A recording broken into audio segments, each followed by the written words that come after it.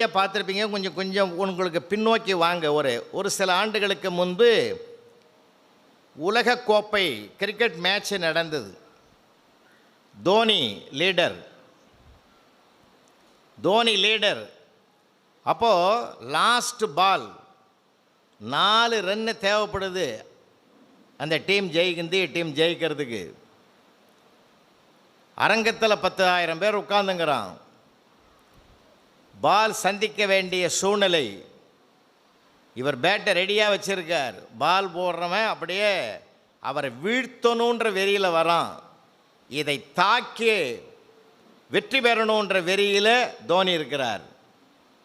இந்த இக்கட்டான நேரத்தில் தான் 10,000 பேரில் இந்தியர்களை அத்தனை பேரும் ஒரே குரலை எழுப்பினார்கள். வந்தே மாதரம் என்று ஒட்டுமொத்தமாக முழங்கினார்கள். 4 ரன் 6 ரன் அடித்தார் தோனி.